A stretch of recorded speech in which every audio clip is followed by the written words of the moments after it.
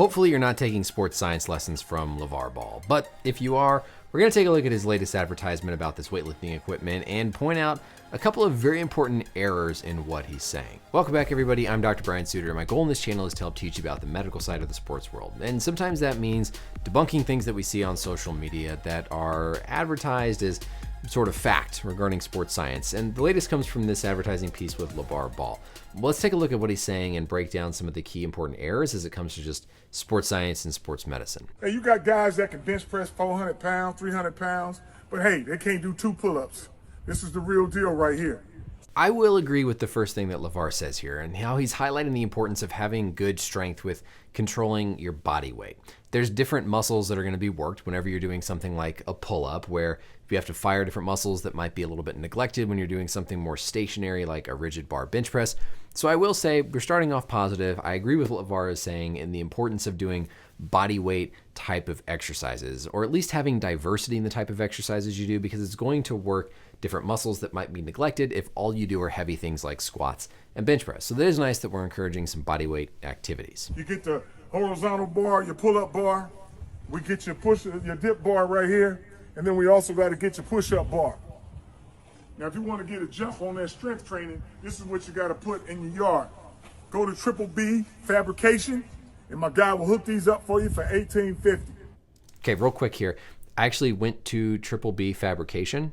I don't know what I expected. I guess I at least expected like some fitness equipment, but this is apparently somebody who just does like wrought iron fabrication, like fences and stuff inside a home. If you go to the portfolio, it's things like basically room design, staircases. I don't even see anything on here about fitness equipment. Maybe you need to email this person, but regardless, kind of expected me to at least see some information on the website beyond just home iron fabrication. But back to the video. I tell you what, you will have a good athlete, and the fact that you can start them off at 4 or 5 years old because they're dealing with their own body weight, so it won't stunt their growth.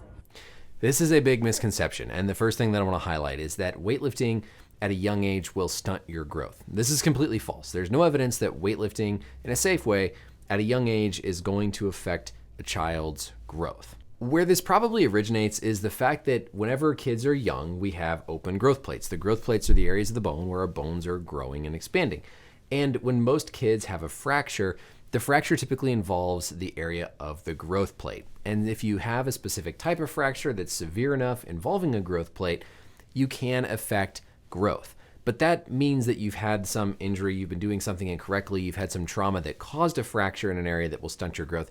But safe weightlifting in and of itself, in the absence of what we call a Salter-Harris fracture, which are these types of fractures of the growth plates, in the absence of one of those fractures, there's no evidence that weightlifting in a safe, monitored, controlled way is going to have any impact on your child's future growth and development. These fractures are called Salter-Harris fractures. There's a classification, normal through type 5, depending on what area of the growth plate is affected and where that fracture line goes in terms of just straight across through the growth plate, type 1, above that growth plate, down kind of below it, straight across it, etc.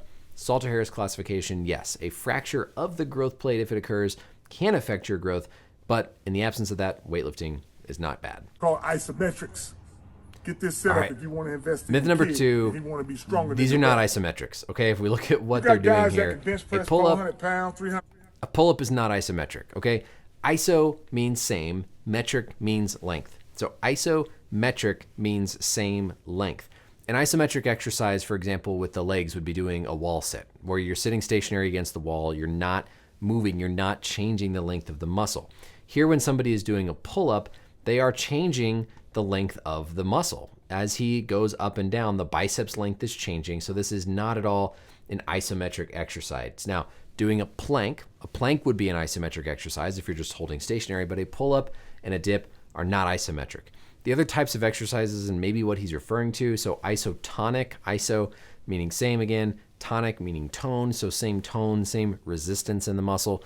Isokinetic, same speed. So as you're moving through the range of resistance, it's moving at the same speed while the resistance might be changing. But important to highlight, these are not isometric. Pull-ups are not isometric. Planks, yes. Pull-ups, dips are not isometric. And so LaVar calling these, I guess he's referring to them as isometrics, is another myth with just the strength training world. A good learning point that though is whenever somebody's dealing with any type of like say rotator cuff tear, tendonitis, Isometric exercise is often where we start our rehab because it's usually the most well tolerated, it's going to be the least painful, and also has some analgesic properties. So for example, with a rotator cuff tear, doing something as simple as putting your arm on the inside of a door frame and pushing out while you're continuously holding in that same position is an example of an isometric rotator cuff strength testing sort of activity that can provide some pain benefits and also be a lower level of muscle activation and tendon irritation for somebody who's rehabbing an injury. So overall, please don't listen to LaVar Ball when it comes to these specific sports science aspects. You probably aren't to begin with, but don't like seeing these things go around because number one, I think the myth about strength training in youth is a really big one to highlight that a lot of people just don't understand.